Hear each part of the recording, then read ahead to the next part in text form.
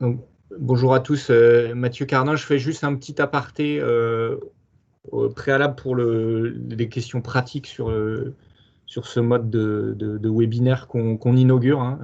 On va être clair, c'est la première fois qu'on le fait pour la FGC Sud-Ouest. Je demanderai à ceux qui ne présentent pas de bien vouloir couper leur caméra pour économiser de la bande passante et nous prémunir de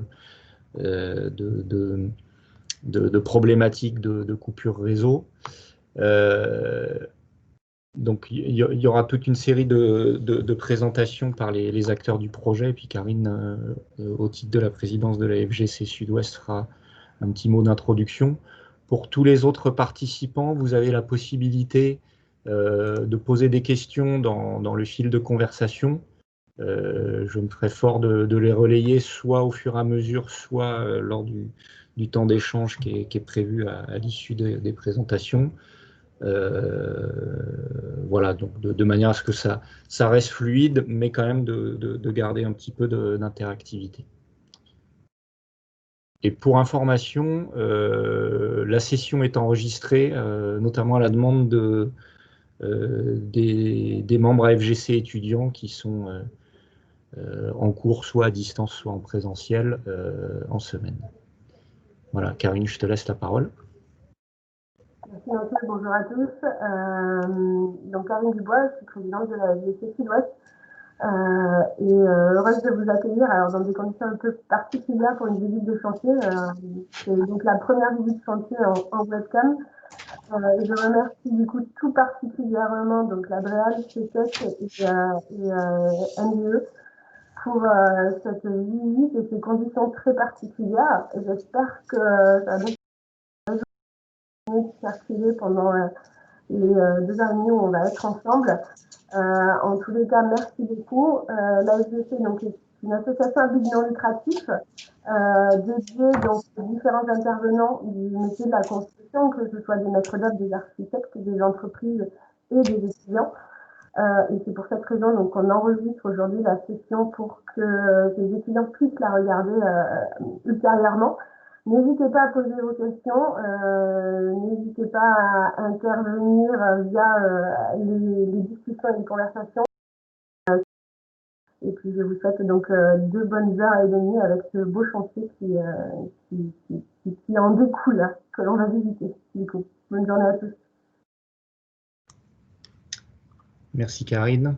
Le maître d'ouvrage s'excuse de ne pas pouvoir être présent, mais Pierrick Vallet, qui est le maître d'œuvre général sur l'opération, va nous présenter, j'en suis sûr, de manière très complète, l'ensemble de l'opération du projet A660,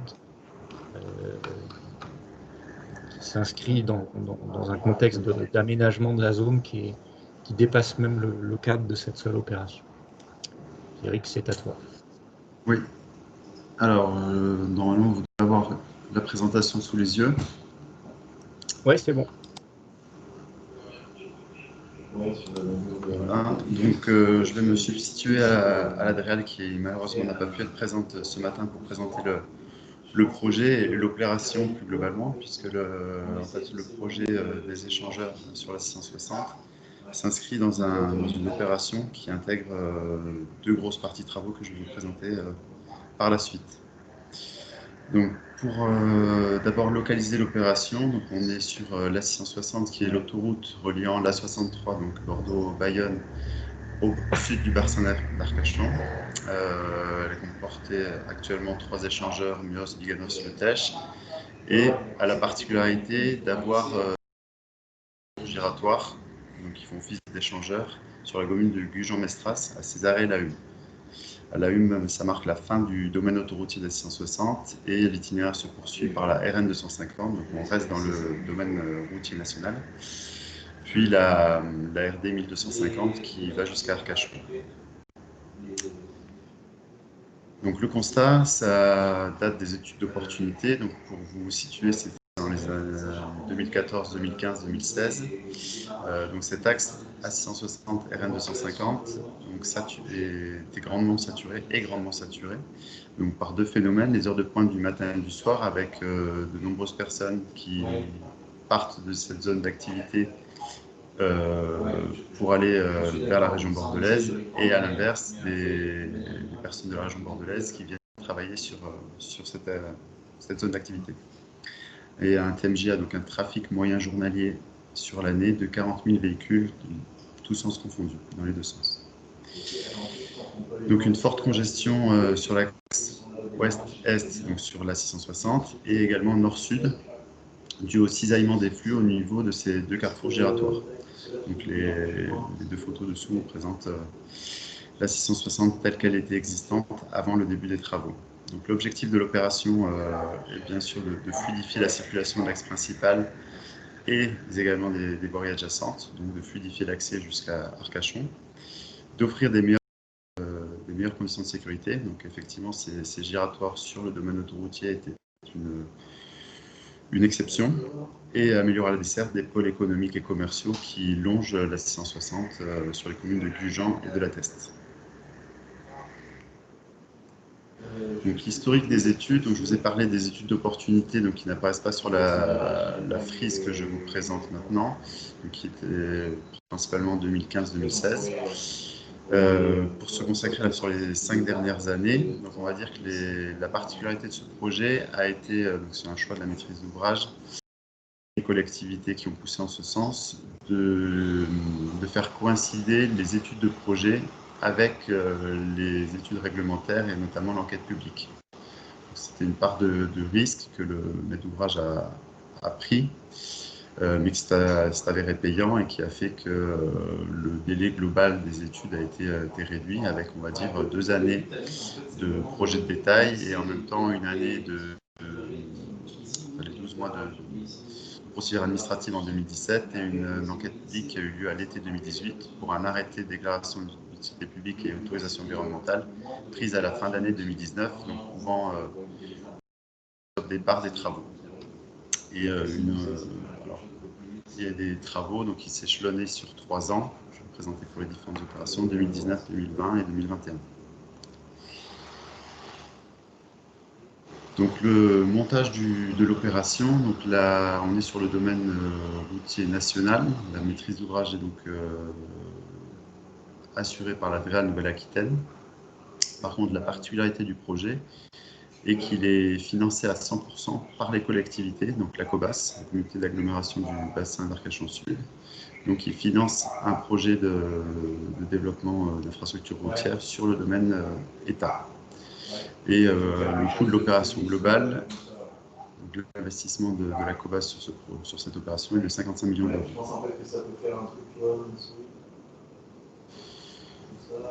On va dire pour tenir ce planning tendu, volonté voulu par les collectivités, l'ADREAL a pris l'option de séparer l'opération en 2 projets. Donc une première qui consiste à aménager la RN 250 à 2 fois 2 voies avec une création de bretelles d'accès côté sud au pôle de santé de La Teste. Donc c'est pour la partie ouest du projet. Et une deuxième partie, un deuxième projet, une réalisation des 2 échangeurs autoroutiers sur les 160, donc à la place des 2 giratoires que je vous ai présentés à Césarée et La Hune. Donc pour ce faire, 2 projets distincts, 2 maîtrises d'œuvre distinctes, avec l'aménagement de la RN 250 qui est resté dans le giron d'État avec le bureau d'études de la DIR, le CIR Atlantique, et appel à une maîtrise d'œuvre privée pour la réalisation des 2 échangeurs autoroutiers sur la 160, une maîtrise d'œuvre assurée par CETEC. Je vais maintenant me focaliser plus précisément par le projet dont on va parler ensuite, donc qui est simplement le projet des 2 échangeurs sur la 660. Le planning des études, donc les études de pro se sont déroulées sur l'ensemble de l'année 2018. Les dossiers de consultation d'entreprise sont sortis mars et plutôt avril 2019. Remise des offres en juillet 2019 pour une attribution en septembre. Et s'en est suivi le planning des travaux. Donc le démarrage des travaux avait lieu selon le planning initial après les travaux de doublement de la RN 250. Qui devait finir en décembre 2019. Et le challenge imposée par l'Adréal était de réaliser les travaux en 18 mois, donc de janvier 2020 à juin 2021,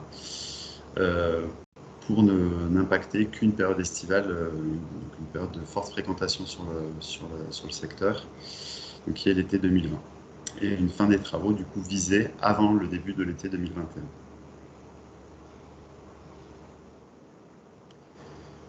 Le groupement de maîtrise d'œuvre qui assure la partie études et travaux, donc CETEC International mandataire, qui s'occupe globalement de toute la partie ouvrage linéaire.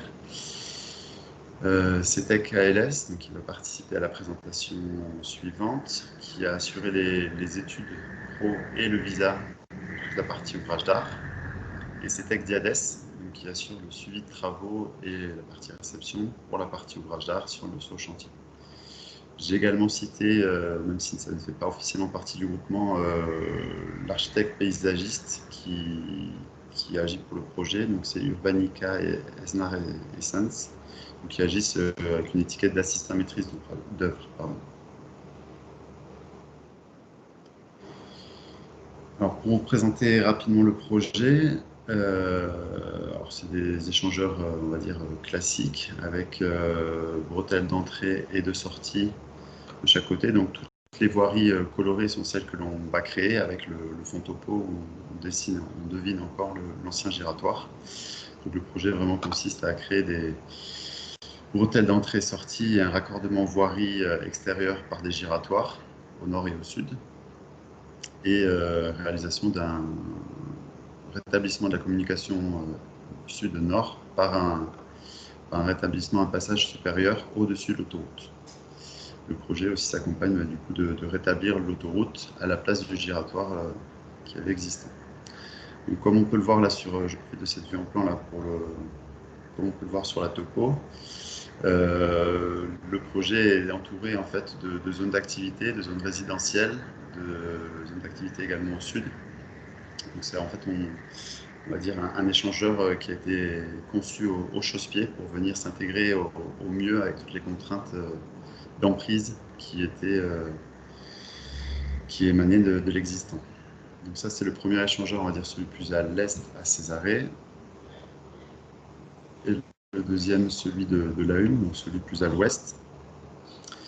Donc, configuration différente, encore une fois, due aux contraintes d'emprise. Par exemple, de ce côté-là, on est, pour ceux qui connaissent la zone, il y a le parc d'activité avec l'Aqualand, ici.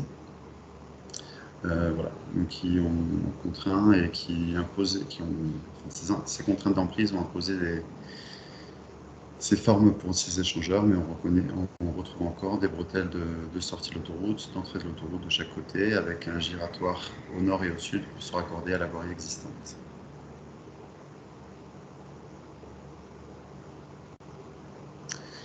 Donc, je viens d'en parler pour entrer un peu plus précisément dans les caractéristiques du projet. Donc, c'est un projet autoroutier, on reste sur un objet autoroutier avec tout le dimensionnement, on va dire, qui va avec, mais dans un milieu périurbain, donc avec des emprises très restreintes au nord des échangeurs, avec des zones commerciales d'activités de loisirs, et au sud avec des parcelles privées, donc qui ont impliqué des modifications de projets jusqu'en phase travaux, voilà, justement pour s'adapter à ces contraintes, qui impliquent aussi des contraintes en travaux avec des emprises réduites pour les accès et les stockages. Qui dit milieu périurbain dit également présence de nombreux réseaux concessionnaires. Donc, la liste complète de tous les réseaux présents dans les emprises travaux, donc qui ont fait l'objet d'une concertation en amont, de dévoiements pour bon nombre d'entre eux, et également des dévoiements complémentaires lors de la phase travaux. Et également un dernier impact dû au milieu que je vous ai déjà cité, un trafic pendulaire très important, donc sur l'axe principal à 661-250, mais également sur les axes nord-sud avec tous les gens partant et revenant à Gujan le matin et le soir. Des vues de chantier donc récentes, on va dire du mois dernier. Donc, on voit le chantier en cours sur l'axe 660 et le fonctionnement avec des giratoires provisoires, puisqu'en fait l'emprise des travaux et l'échangeur à créer se trouve vraiment dans les emprises des voiries actuelles. Donc il a fallu faire un certain nombre de voiries provisoires et de jongler entre des chaussées neuves et anciennes pour assurer et maintenir les circulations.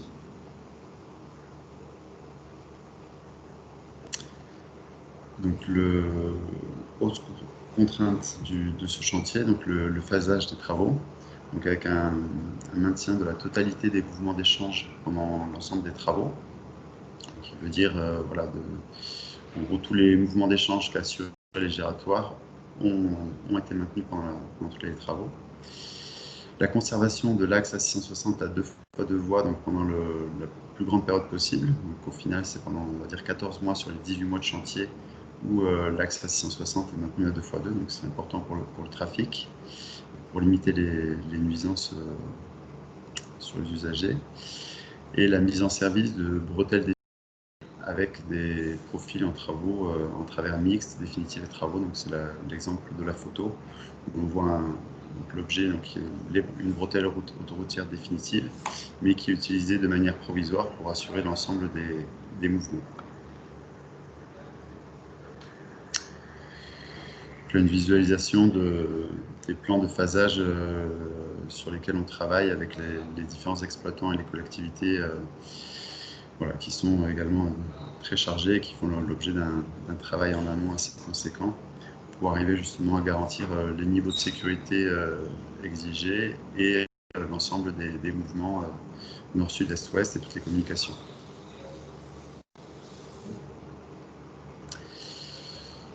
Le chantier en quelques chiffres. Donc en résumé, il y a 4600 mètres de bretelles autoroutières créées, 600 mètres linéaires de section autoroutière à 2 fois 2 voies rétablies, donc à la place des anciens giratoires. 3 nouveaux giratoires créés, donc au niveau des raccordements au nord et au sud de l'échangeur. 3 tronçons de pistes cyclables, pour un linéaire total de 600 mètres linéaires. 14 km de béton extrudé, donc principalement les dispositifs de retenue en rive et en axe de la section courante, et également les caniveaux pour l'assainissement. Au niveau terrassement et chaussée, toujours pour rester dans les chiffres, c'est 85 000 m3 de déblai et 115 000 m3 de remblai couche de forme. Donc, la particularité de ce chantier, c'était voulu et indiqué dès la partie étude, c'est de maximiser en fait le réemploi des matériaux, donc tout ce qui est issu des déblais et des démolitions de chantier, de le réemployer dans les travaux. Donc, pour ce faire, le groupement NGE dispose d'une zone de stockage à proximité directe des travaux, donc dans laquelle on voit les mouvements des terres qui opèrent. Dernière particularité, purement de forme routière et réalisée en couche de forme traitée avec des matériaux du site, donc du sable, traité avec un liant hydraulique. Les dernières parties assainissement, la création de toutes ces chaussées nouvelles s'accompagne d'un dispositif d'assainissement séparatif.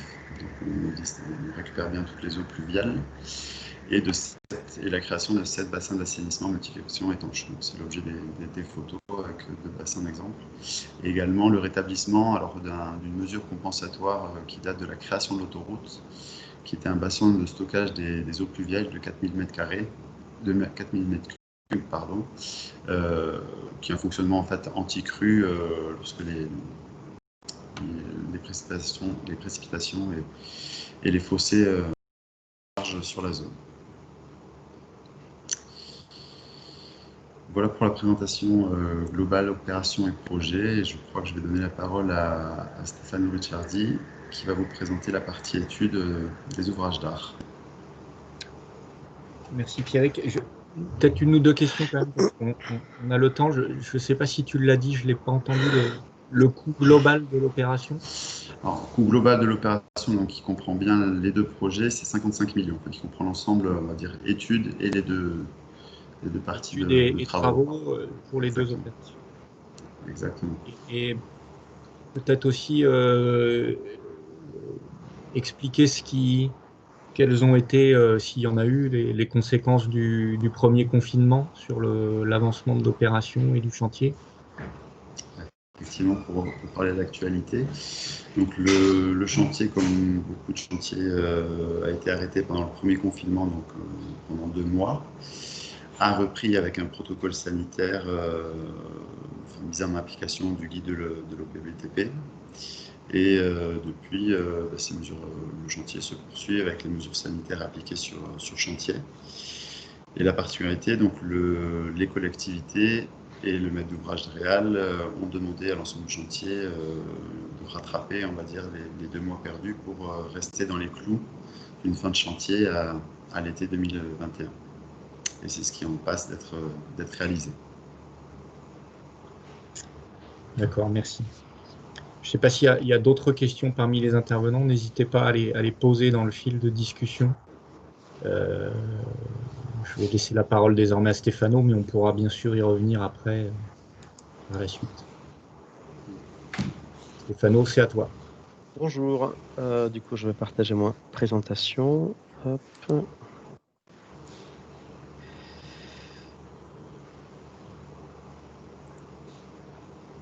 Est-ce que c'est visible? Alors, oui, mais on voit l'écran, je pense, du présentateur, là, Stéphano. Alors attends. Le projecteur. Je vais réessayer.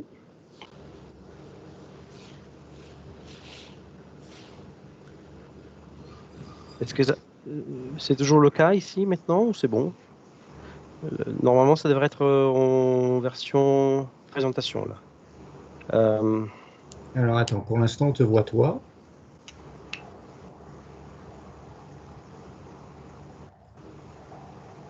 Alors, je vais essayer de refaire la manip à l'instant. On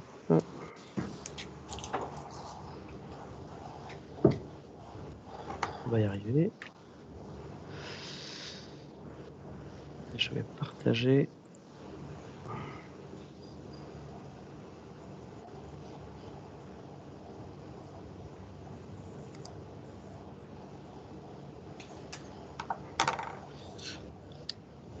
Est-ce que c'est visible maintenant, Mathieu? Ouais, on a toujours, on voit toujours en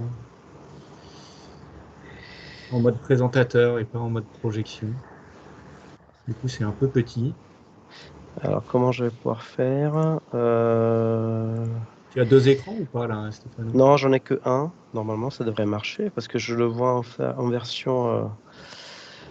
Enfin, pour moi, c'est bon. Alors, je vais réessayer autrement. Hop, on va essayer comme ça. Ouais, là, c'est bon. Parfait. Là, c'est bon comme ça? De nouveau, non. Juste avant, c'était bon. Et alors, je vais rester encore une fois. Voilà, là, c'est bon. Là, c'est bon, parfait. On y va. Bonjour à tous. Donc, Stefano Ricciardi, c'était Calès. Nous sommes donc en charge de la mission de conception de ce TOARCH pour le volet ouvrage d'art. C'était Calès a participé dès 2016 aux études préalables et en 2018 donc pour les études pro qui ont abouti donc à un marché qui était signé en 2019, en début de l'année. Donc, je vais présenter l'ensemble de l'opération avec les différents ouvrages d'art, quelques éléments de conception et quelques problématiques. Et puis évidemment, on laissera place aux questions s'il y en a vers la fin de la présentation. Donc, 2 échangeurs. Le premier avec un MPS pour le barreau de Césarée, un élargissement d'un ouvrage existant, donc le PI 13, un ouvrage hydraulique qui permet le franchissement du ruisseau du Bourg. Et puis 3 nouveaux ouvrages hydrauliques, OH1, 2 et 3, au niveau de cet échangeur. On prend un petit peu d'altitude. Sur ce même site, on a aussi un mur de soutènement de taille assez importante, un autre plus petit, et enfin un écran acoustique d'environ 800 mètres de longueur. Deuxième échangeur, la HUM, donc un nouveau MPS pour rétablir donc le barreau, et 2 ouvrages hydrauliques, le H4 et le H5, eux aussi nouveaux. qui permettent toujours de franchir la crasse de Banner, qui est un ruisseau périodique qui se trouve au sud de l'opération. Donc, comme je disais, ALS a été missionné des études préalables en 2016 qui ont permis d'arrêter la typologie des ouvrages, notamment pour les PS. Et enfin, en 2018, pour l'année 2018, donc on a préparé et produit tout le dossier pro. Au terme des études préalables, donc nous avions un cas de figure un peu particulier avec un certain nombre de contraintes, notamment une implantation des appuis qui fournissaient des gravures importantes pour des ouvrages du domaine des ouvrages courants et certains critères forts de conception, donc notamment, comme Pierrick Ballet l'a mentionné plus tôt, une emprise foncière limitée due au contexte périurbain très contraint.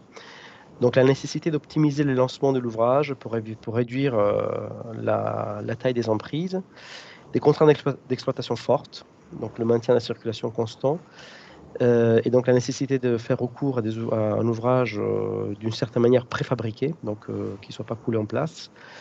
Et puis un contexte géotechnique assez favorable, donc la possibilité de réaliser des fondations superficielles. Donc nous avions donc en termes d'études préalables arrêté suite à une analyse multicritère le choix d'un pont par poutrelle enrobée qui permettait un lancement important qui est de l'ordre d'un 40e pour la charpente seule.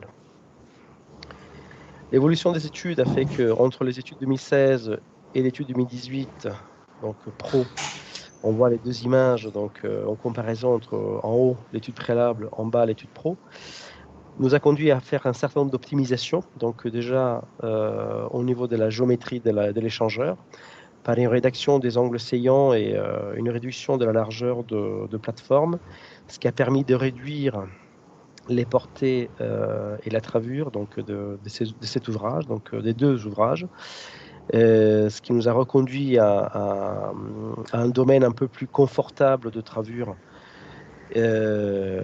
pour ces poutrelles enrobées. On a intégré donc toutes exigences d'exploitant, donc y compris un certain aménagement en termes des accessibilités pour les appareils d'appui au niveau des culées. Donc on a pu dégager les hauteurs et largeurs nécessaires pour intervenir confortablement. Et nous avions donc finalement des ouvrages avec un élancement d'un 40e pour la charpente seule. Et parmi les points marquants de cette phase, il a été question de faire un certain nombre d'itérations,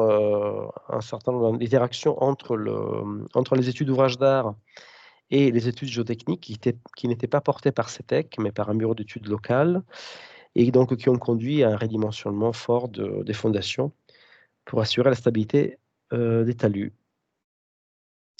Donc là aussi, on voit l'évolution des études entre l'étude préalable 2016 et l'étude pro 2018, avec notamment l'intégration des éléments de parements architecturaux. Et évidemment, un niveau de détail qui est beaucoup plus avancé et qui a conduit ensuite à la définition du marché de travaux. Pour le deuxième PS, pour l'échangeur de la HUM, on a un petit peu la même configuration, donc avec une réduction et une optimisation des travures entre la phase d'étude préalable et la phase d'étude pro. Et là également, un affinement de l'étude, une intégration de tous les éléments et notamment une étude conséquente en termes d'intégration des dispositifs de retenue et des écrans architecturaux. Comme il était dit auparavant, donc le sujet de la réalisation de ces ouvrages a nécessité une analyse forte de l'exploitation, du phasage de réalisation pour le maintien de la circulation à tout moment. Et évidemment, ça s'est traduit aussi pour les études d'ouvrages d'art à un certain nombre de phasages de réalisation pour lesquels là je vous présente rapidement quelques-unes, en sachant que toute étude a été menée en cohérence entre le phasage général de l'opération et puis le phasage particulier de chaque ouvrage. Un point particulier sur l'EPS de Césarée et de la Hume est la présence d'un parti architectural fort en termes d'habillage des ouvrages qui a conduit donc à cette solution de pétales en bois qui ont constitué un élément assez contraignant à la fois pour les études qui seront détaillées plus en détail par la suite de la présentation, et aussi par son intégration vis-à-vis des contraintes d'implantation des dispositifs de retenue. On est loin du cas de l'application de l'implantation d'une simple BN4. On est là dans une étude où il faut évidemment anticiper les problématiques de contraintes géométriques d'implantation des dispositifs de retenue, tout en limitant pas le choix d'un seul fabricant, bien entendu. Donc ici, sur la droite de l'image, on voit l'exemple d'une barrière qui est un parmi ceux qu'on a étudiés et dans lesquels nous avions évidemment fait une étude pour vérifier la capacité, donc la largeur de fonctionnement de ces dispositifs et bien entendu déterminer quels étaient le positionnement et l'implantation de ces panneaux architecturaux pour évidemment pour être dans le respect des coins d'isolement du dispositif de retenue. Ensuite, parmi les ouvrages qu'on a étudiés, on a donc dit l'élargissement d'un ouvrage hydraulique, le PI 13. En termes des études préalables, donc, nous avions identifié un élargissement monolithique par un ouvrage PICF en béton armé, sachant que l'ouvrage PI 13 a déjà fait l'objet qui a été réalisé en 1974 et il a déjà été élargi en 2007.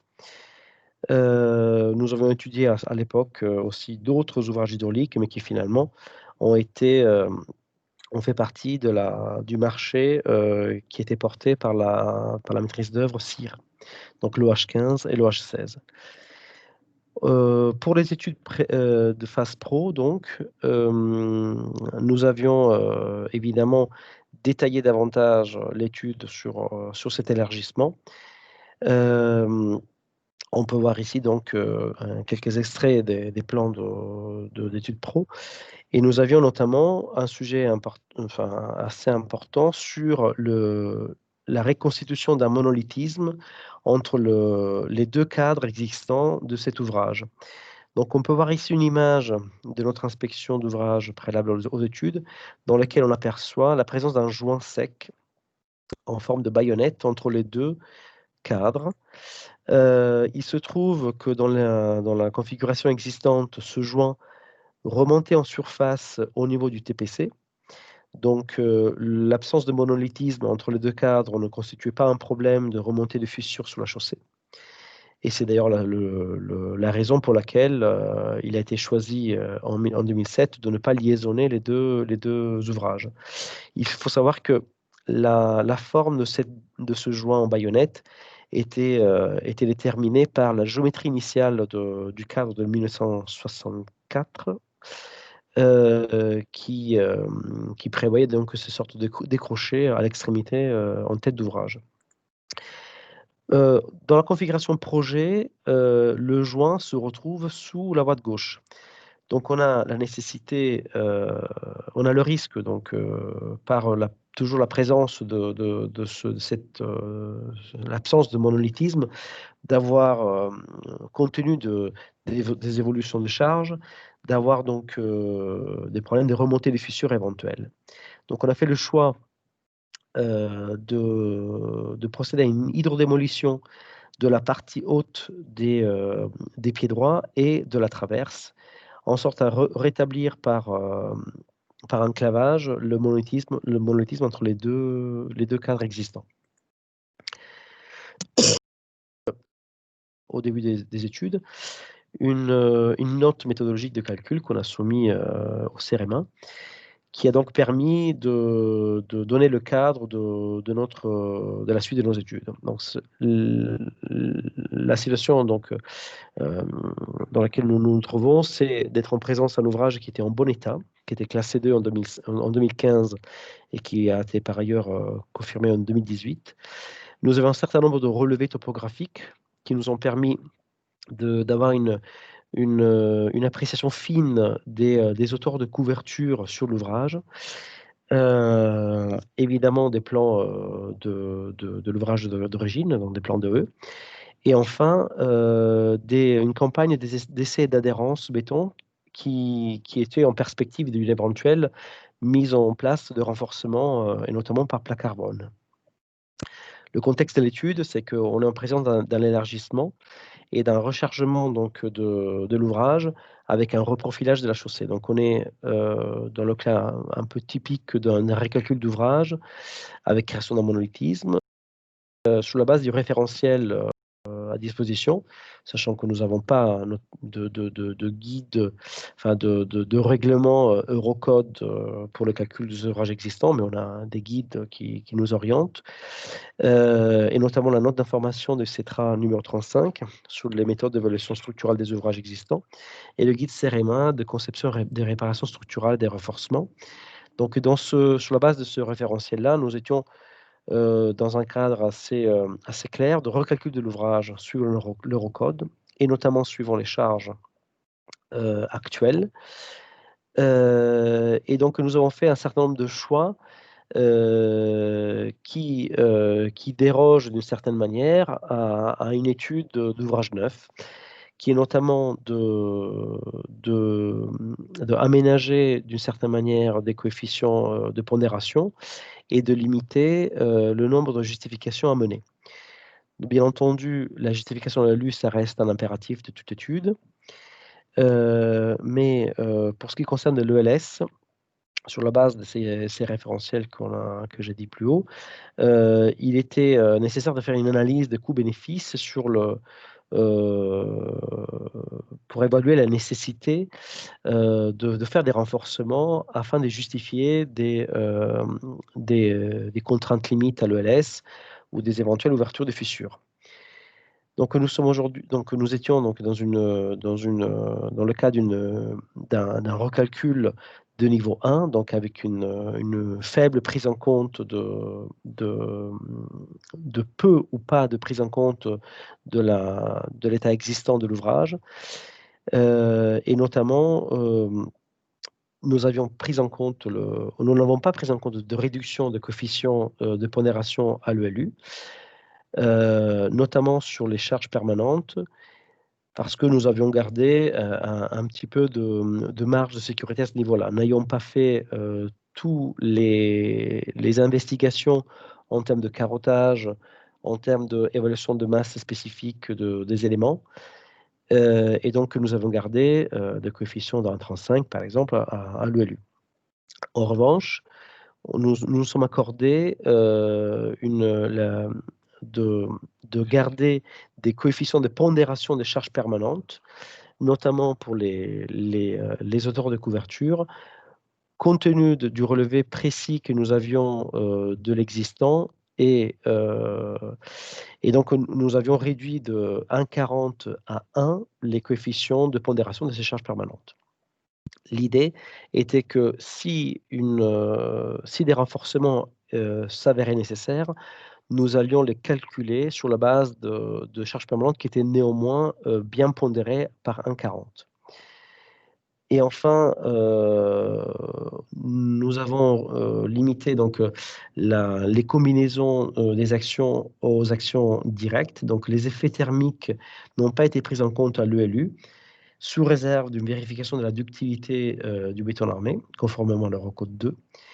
Et en dernière instance, afin de justifier les moments, et notamment les moments en travée centrale, au milieu pour la traverse, on a procédé à une redistribution de moments, compte tenu du fait que les marges de dimensionnement sur appui étaient beaucoup plus importantes. On a été donc conduit à faire un modèle aimant fini global de l'ouvrage. Ceci a été fait sur la base de notre outil Pythagore, que c'est un outil interne CETEC, développé par TPI avec l'appui aussi de collaborateurs d'ALS. On voit ici quelques extraits. Donc, c'est une étude qui était quand même poussée avec un affinement assez important. La justification donc a été faite à l'ELU, comme je disais, avec une redistribution de moments. On a vérifié donc les capacités de rotation des sections à l'ELU. Et finalement, la justification à l'ELS, notamment la limitation de contraintes à l'ELS caractéristique, a été jugée non nécessaire, compte tenu du fait que cela aurait conduit à des renforcements importants de la structure et aussi sur la base du constat que l'ouvrage était non pathologique, qui avait déjà vécu une bonne quarantaine d'années, au moins sur la partie initiale, et qui donc lui présentait un état tout à fait convenable. Les autres ouvrages qu'on a étudiés, donc, ce sont un ensemble d'ouvrages hydrauliques neufs, l'ouvrage 1 à 5, des ouvrages avec une configuration de charge, des géométries très différentes les uns des autres. Nous avions fait, en termes de la conception, le choix de définir un profil type avec bien entendu des épaisseurs et du ferraillage adaptés à chaque circonstance, en sorte à pouvoir industrialiser par la suite la réalisation par le biais d'éléments préfabriqués, ce qui a été effectivement le cas en termes de l'exécution. Par les autres ouvrages, donc on avait un écran acoustique de 800 mètres de long, un écran acoustique absorbant qui était réalisé sur semelle superficielle. Et enfin, des murs de soutènement à hauteur très variable. Ici, on voit l'exemple du mur de soutènement numéro 1, qui est le plus important et qui a été étudié par sa totalité par CTKLS, hein, à la fois pour les études de stabilité interne et puis et pour les capacités en termes de leur code 7, donc au niveau de la stabilité géotechnique. Voilà, on a fait le tour des ouvrages. Si, je pense qu'on est un petit peu en avance sur le temps. Si on a des questions, Stéphano, je serai un plaisir de répondre. Oui, je te laisse la parole. Moi, j'ai deux questions, Stéphano. Dans le cadre de l'étude particulière sur le liaisonnement du pays et son élargissement, Oui. est-ce que le maître d'ouvrage a été assisté, conseillé pour valider la démarche qui est un peu extra-réglementaire ou particulière? Ben, tout à fait. En fait, on a justement, c'était l'objet de notre note méthodologique initiale. C'était de pouvoir fournir au client donc, et à son assistance technique, donc qui était faite par le CEREMA, des choix de conception qui d'ailleurs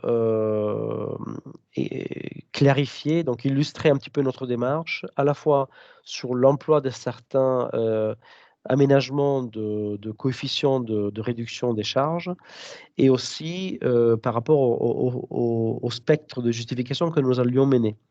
Donc le choix de ne justifier finalement que le LU et n'est pas vérifié dans sa totalité l'ELS a été bien mentionné en termes de cette étude méthodologique qui a été donc validée au préalable. Ceci a été bien entendu appuyé sur le constat de l'état de l'ouvrage, parce qu'un ouvrage pathologique n'aurait probablement pas conduit au même choix d'intervention. Donc la maîtrise d'ouvrage a été bien mise au courant de cette démarche avant même la présentation de l'étude. D'accord. J'ai une deuxième question plus sur la conception des deux PS. Oui. Est-ce qu'il y a une solution PRAD et si oui, qu'est-ce qui a milité pour retenir les TPE par rapport au PRAD? Alors, le PRAD, ça fait partie donc de ce qu'on a étudié en phase d'étude préalable.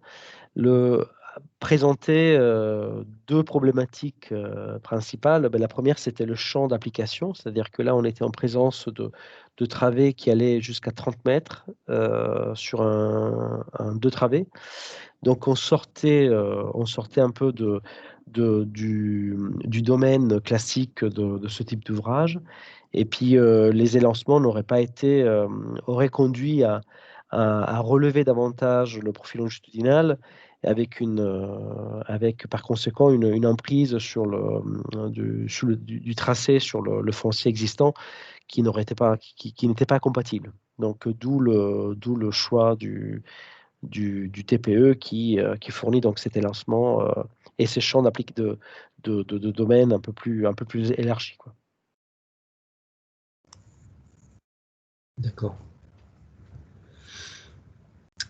Très bien, merci. On a effectivement un peu d'avance sur le programme initial.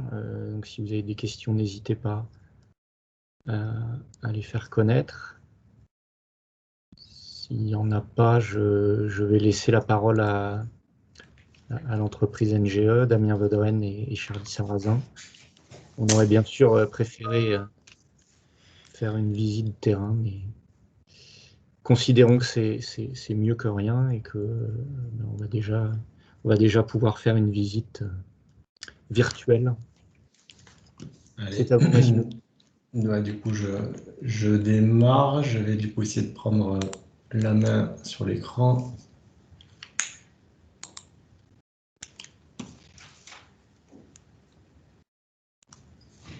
C'est bon. Je ne sais pas du coup si vous voyez mon écran ou pas. C'est OK pour vous?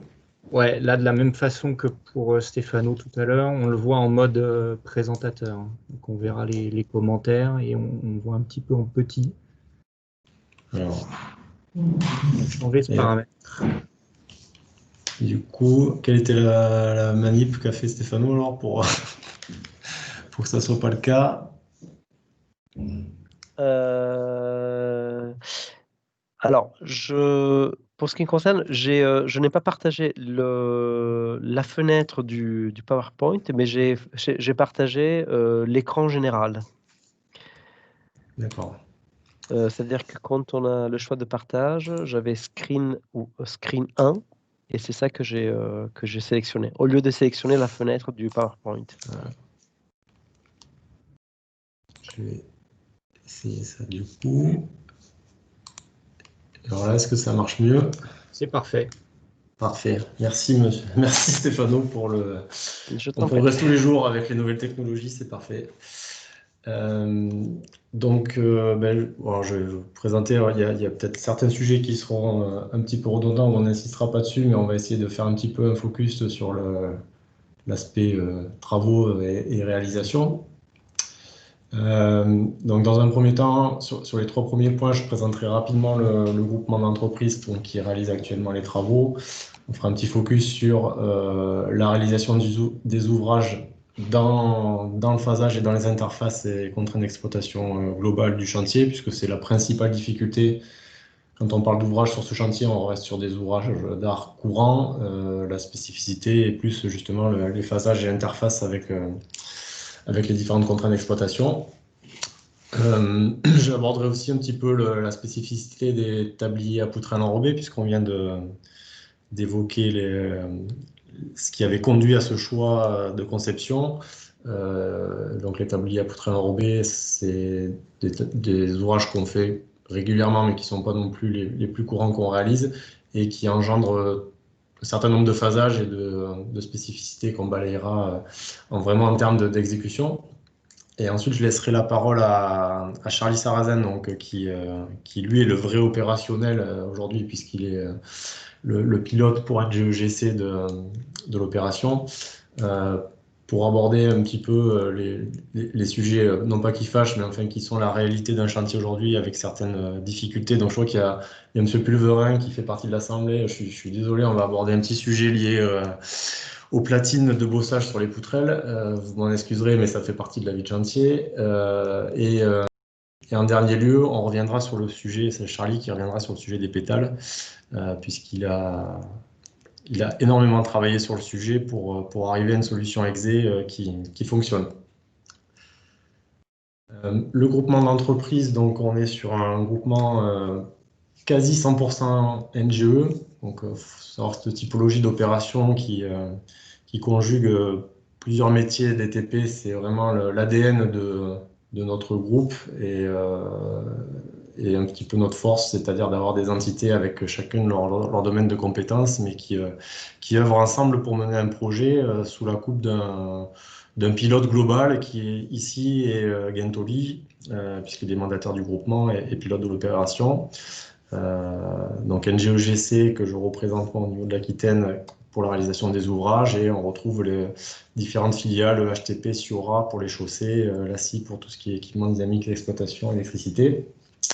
Et donc la seule société qui ne soit pas du groupe NGE dans le groupement, qui est la société 3S pour tout ce qui est signalisation provisoire et définitive, qui sont des enjeux importants sur cette opération.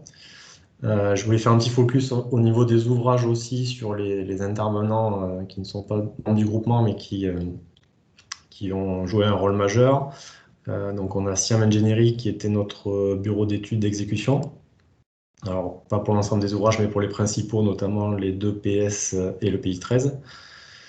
On a NGE Fondation, donc là encore une filiale du groupe pour tout ce qui était soutènement provisoire et blindage, puisqu'on avait beaucoup de sujets de soutènement, donc avec des parois arcachonnaises. Le nom s'y prête bien et c'est bien pour ça qu'on les a réalisés, puisqu'on est au droit du bassin d'Arcachon, notamment pour les travaux d'élargissement du PI 13 et pour les travaux de réalisation des ouvrages hydrauliques, où on avait la plupart du temps des contraintes de présence de réseau à proximité qui faisaient qu'on ne pouvait pas ouvrir des fouilles talutées. Laurière Bonassabla qui sont intervenus dans la préfabrication et la pose des cadres donc pour les 5 ouvrages hydrauliques, Unibéton pour la fourniture du béton prêt à l'emploi, ArcelorMittal, donc partenaire pour la fabrication par achèvement des poutrelles DPS, et la société Lagarigue est là aussi qui fait partie du groupe NGE pour la fourniture, la fabrication des coques de riff préfabriquées pour les tabliers DPS. Pierrick et Stéphano l'ont déjà mentionné, et le phasage de travaux est une contrainte forte sur cette opération, et les ouvrages quelque part doivent totalement s'inscrire dans ce phasage général, ce qui nous a amené à découper nos interventions en plusieurs phases successives.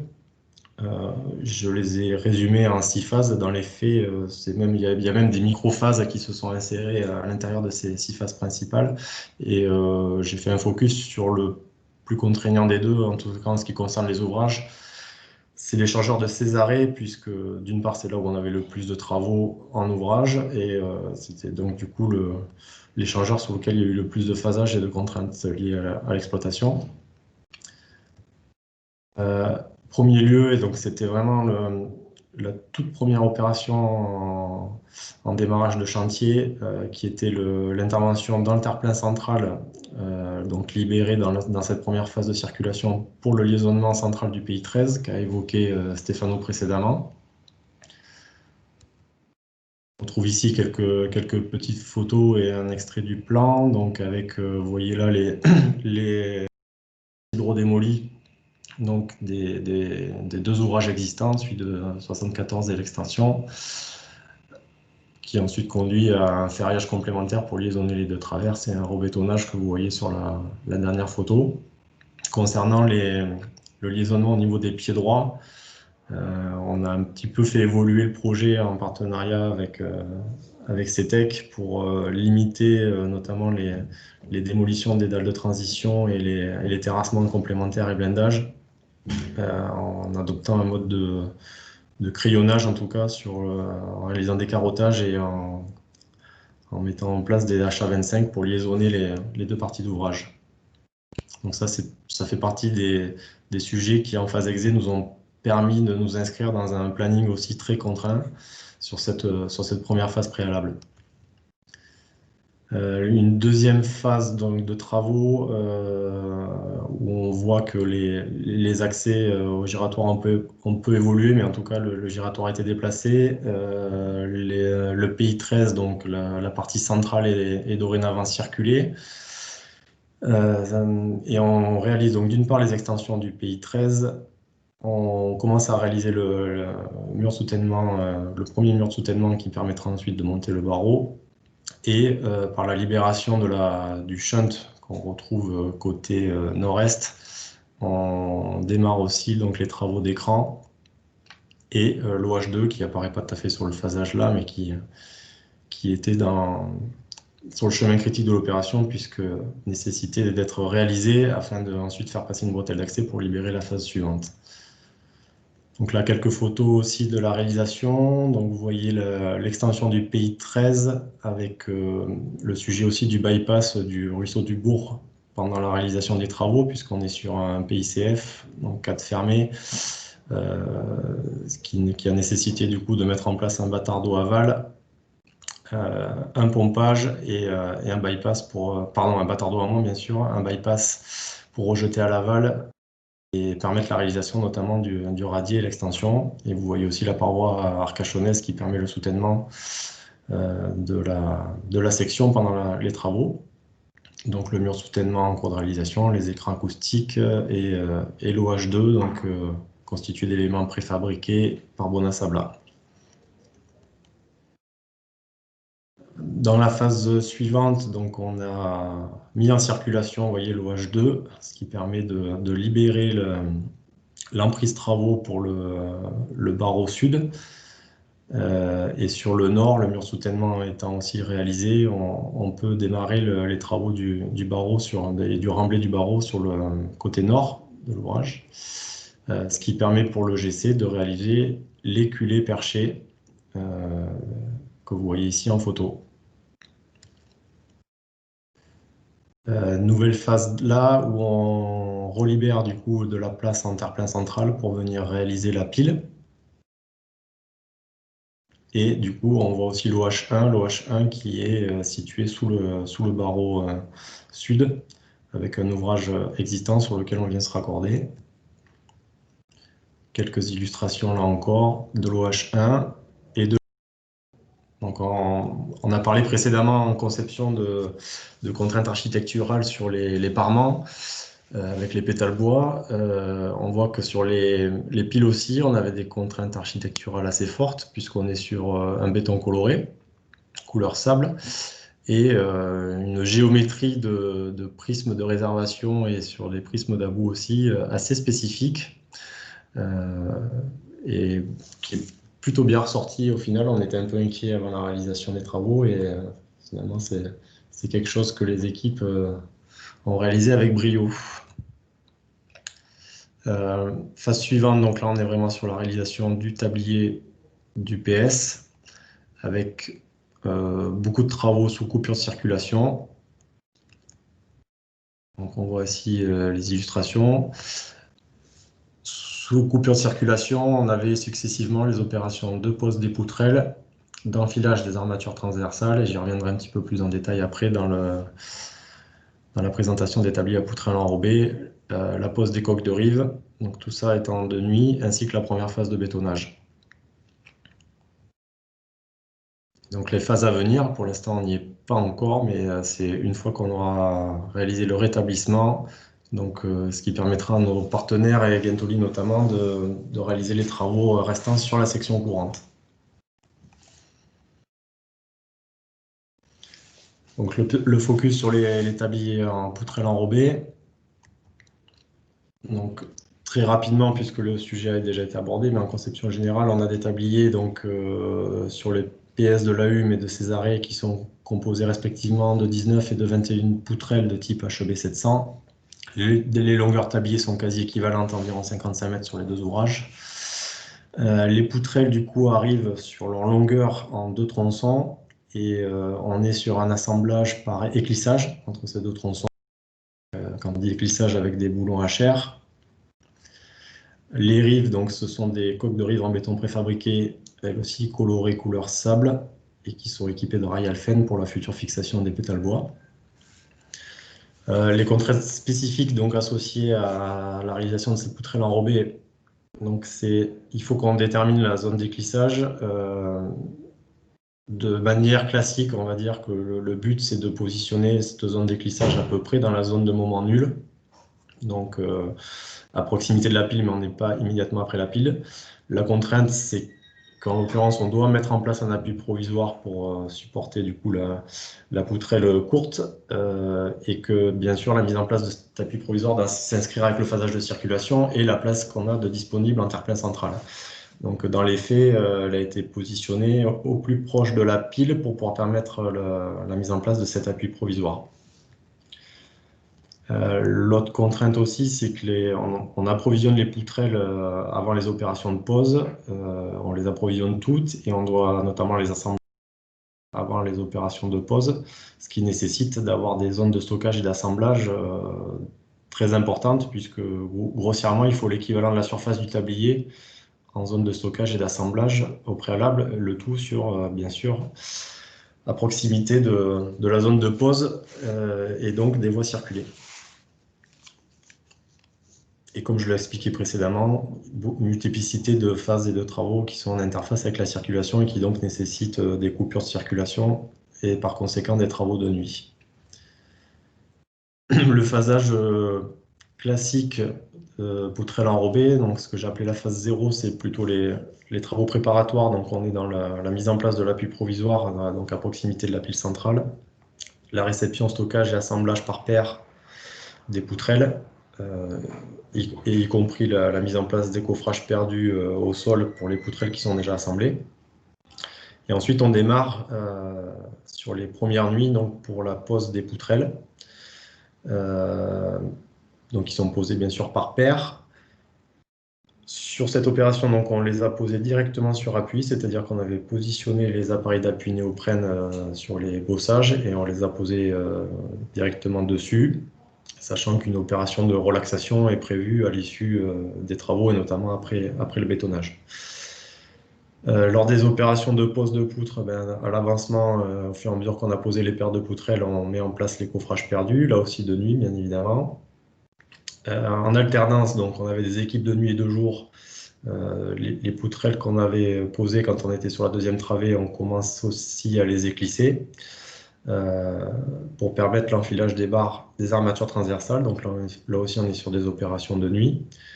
La pose des coques de rive préfabriquées, là encore de nuit, bien sûr, en tout cas quand on est au-dessus des voies circulées, pour arriver ensuite au ferriage du tablier, donc qui là se réalise en journée, puisqu'on est en sécurité au-dessus des voies.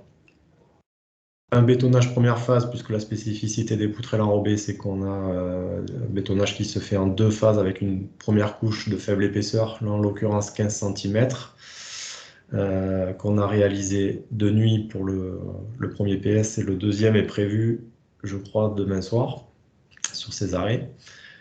Et ensuite, on repasse en journée pour le bétonnage de la deuxième phase, puisqu'on considère qu'on est la première phase de béton nous a affranchi de tout risque de fuite de l'étance. Donc vis-à-vis des risques de circulation, il n'y a plus de sujet, donc on bétonne en journée le gros du volume. On passe ensuite bien sûr à tout ce qui est équipement avec les long green, dispositifs de retenue, étanchéité enrobée où on est sans interface sur la circulation en journée. Et on retrouvera des opérations de nuit pour la pose des pétales bois. Opérations de nuit qui seront à la fois avec coupure de la et mise en place d'un alternat, parce qu'en termes de timing, le phasage étant très contraint, on aura déjà rétabli la circulation sur les PS au moment où on posera les pétales bois, donc ce qui nécessitera aussi de mettre en place un alternat sur le PS et sur la voie rétablie.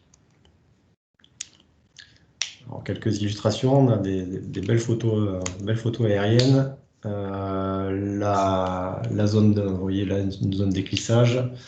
Les assemblages, donc on voit bien là, les deux zones de stockage qui ont nécessité, là on est sur le PS de la hume. Donc il fallait quand même trouver la place, c'était pas évident. Les assemblages par paire, donc avec la mise en place préalable des coffrages perdus.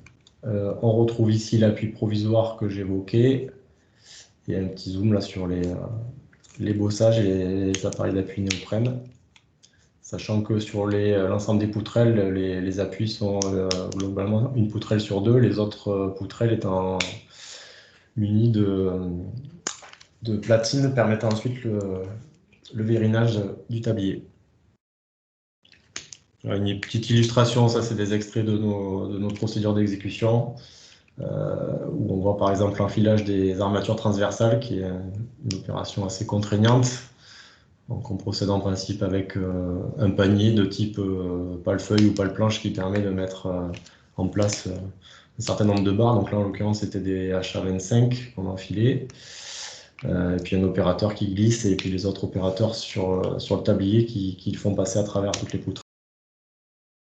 Une petite vue 3D là, de la spécificité des zones d'éclissage avec tout le process associé de serrage des boulons HR suivant à la fois un ordre bien établi dans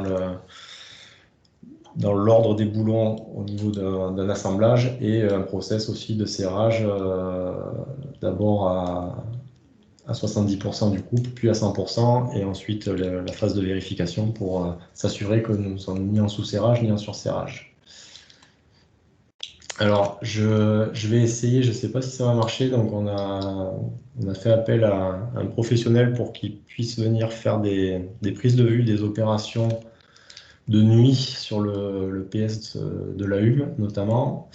Donc, je fais un petit préalable en disant que les distances de sécurité sont respectées dans les différents postes de travail par rapport aux conditions sanitaires. Et je vais essayer de lancer le film et vous me direz si ça fonctionne ou pas de votre côté. Je pense. Est-ce que vous voyez quelque chose là ou pas du tout? Mathieu, peut-être?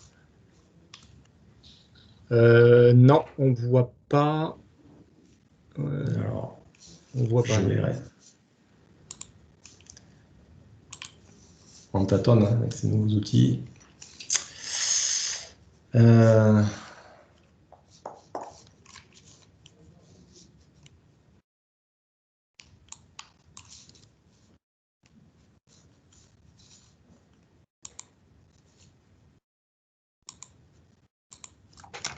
Bon, on réessayera peut-être plus tard. Je vais continuer. Je vais peut-être laisser la parole à Charlie et on verra si on arrive à résoudre le problème technique. Ok. Charlie, j'arrête le partage. Du coup, Charlie, tu prends la main. Oui, ok. Allez. Bonjour à tous. Bon, alors je vais voir si ça fonctionne.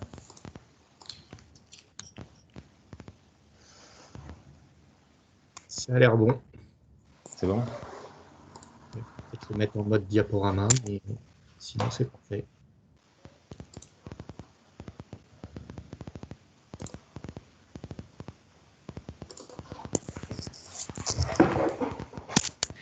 C'est bon ici? C'est bon. Donc je vais aborder deux difficultés qu'on a pu rencontrer sur le chantier. La première, c'était le bétonnage déculé, donc avec le risque RSI. Et ensuite, une problématique sur les platines d'appui de vérinage, les platines des poutrelles. Donc le RSI, donc là, je rappelle brièvement ce que c'est la réaction sulfacique interne. C'est un phénomène qui apparaît lors d'une trop forte montée de la température interne du béton et qui se produit en général à la période estivale lors des fortes chaleurs. Et donc ce phénomène génère des désordres à long terme. C'est un peu ça la problématique, c'est qu'on ne sait pas le détecter à court terme. Et il amène des gonflements et des fissurations dans le béton. Donc, pour éviter ça, le fournisseur du béton va nous déterminer la température maximale à ne pas dépasser à cœur et donc la température maximale de béton frais, donc température du béton au moment de la livraison. Donc alors c'est un calcul qui fait avec tout un tas de critères qui va dépendre du type de ciment, du type de béton, de la valeur du E sur C, de l'épaisseur de la pièce, de la classe d'exposition, et donc qui permettent d'arriver à ces valeurs. Alors 27 degrés, c'est particulièrement bas comme température. On est plus souvent sur des températures qui sont de l'ordre de 30-32 degrés. Alors c'est entre autres lié à ce type de béton qui se décovoile avec un CEL2 qui avait la caractéristique de monter extrêmement vite en résistance et donc de générer beaucoup de température. Donc pour respecter préconisation, on intervient. Alors, d'un côté, le fournisseur de béton va essayer de nous livrer un béton à une température la plus basse possible. Donc, il va essayer d'avoir ces agrégats qui sont plutôt dans les zones ombragées et de faire redescendre la température sur les cuves d'étoupie, donc en les garant à l'ombre et en les arrosant pendant un moment avant de décharger le béton et de nous le livrer. Et nous, de notre côté, sur le chantier, c'est déjà réduire le temps d'attente des toupies c'est jouer sur l'heure de bétonnage de manière à ce que quand le béton démarrera sa prise et arrivera à sa plus forte température, on soit à un moment de la journée où les températures sont plutôt basses. Donc on a réalisé un bétonnage en milieu d'après-midi de manière à ce que la température la plus élevée se fasse au milieu de la nuit. Voilà, et ensuite, pour contrôler ça, on met en place des thermocouples dans le béton, avec un boîtier de contrôle qui va relever les températures pendant 72 heures. Et on voit ici, donc, sur le graphique, qu'on est monté à un peu moins de 60 degrés, à environ 12 heures après la mise en œuvre du béton. Voilà. Et on mesure aussi la température du béton à la livraison pour respecter les 27 degrés. Et sur cette opération, on était un peu limite. On est monté jusqu'à 26. On n'est pas arrivé aux 27, mais on n'est pas de marge. Donc voilà sur le risque RSI. Platine pour appui de vérinage. Alors, on a des platines d'appui et des platines de vérinage qui sont sur les poutrelles des poutrelles enrobées. Donc sur appui, suivant les appuis, elles n'ont pas la même géométrie. Au niveau des piles, on avait des platines qui étaient parfaitement droites. Et au niveau des culées, des platines qui étaient biaises pour reprendre le profil en long de l'ouvrage. Étant donné qu'on a des néoprènes qui sont horizontaux et des poutrelles qui arrivent avec une pente, on avait des platines biaises qui venaient reprendre cette pente. Et donc, à la fabrication, il y a eu une mauvaise interprétation du plan. Et c'est suite à une visite d'un contrôle extérieur missionné par CETEC à l'usine de fabrication qu'ils ont détecté que sur les platines de vérinage au niveau des culées, les platines ont été mises en œuvre droites au lieu d'être biaises. Donc ça, on s'en est aperçu quelques jours avant le départ de l'usine. Donc les poutrelles étaient terminées, prêtes à partir.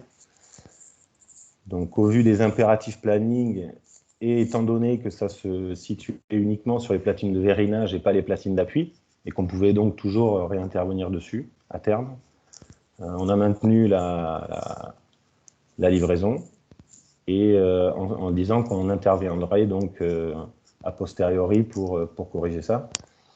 Donc ça, c'était pour la première travée. Sur la deuxième travée, qui partait 3-4 jours plus tard, donc le fournisseur a pu réaliser les taraudages dans la platine existante pour qu'on puisse sur chantier venir visser des platines biaises. Et donc sur la travée sud où elles ont été livrées en l'état, on prévoit un taraudage en place.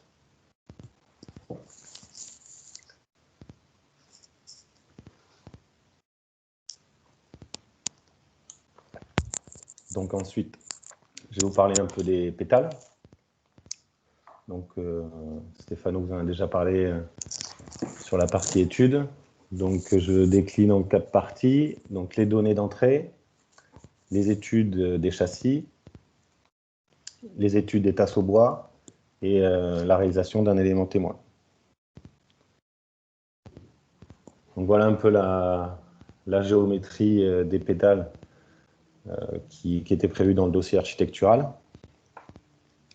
Donc les particularités, c'est un châssis métallique, un parement bois avec des tasseaux de 40 par 60, une inclinaison verticale, une inclinaison longitudinale qui permet une une superposition, une disposition en écaille. Donc d'un côté, on a des pétales donc avec ces géométries variables. Il y a 4 types de pétales différents. Et du côté opposé, on est sur des panneaux droits, donc un petit peu plus simple. Et ensuite, une fixation donc avec 4 supports métalliques qui viennent s'ancrer sur les corniches préfabriquées avec des rails Alphen.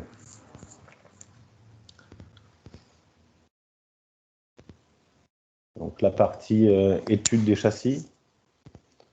Donc, les contraintes et les objectifs que nous avions, c'était, dans un premier temps, c'était uniformiser les systèmes de fixation et de position des ancrages, parce qu'on est donc sur des géométries vraiment variables.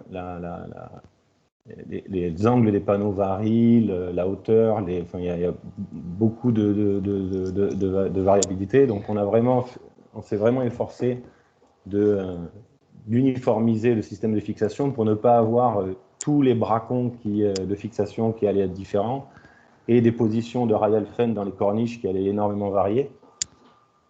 Donc ce qui a été retenu, c'était d'utiliser des bracons fixes en partie supérieure, qui avaient donc deux longueurs différentes pour reprendre le biais longitudinal.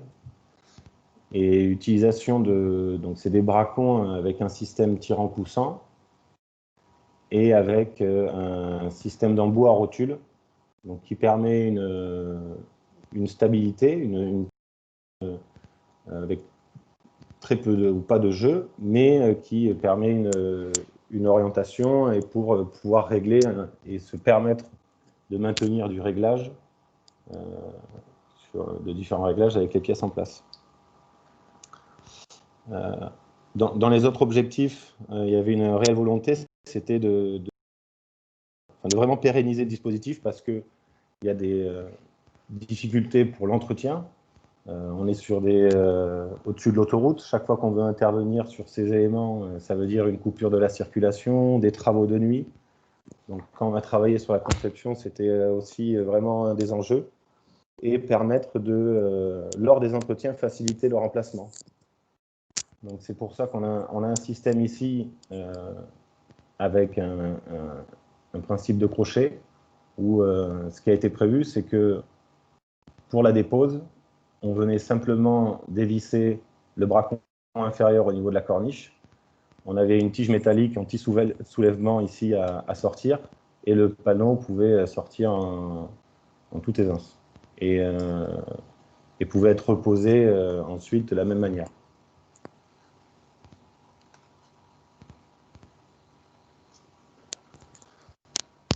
Et donc, sur l'étude des tasseaux bois, alors comme je vous disais, on a vraiment fait l'effort de chercher quelque chose de pérenne.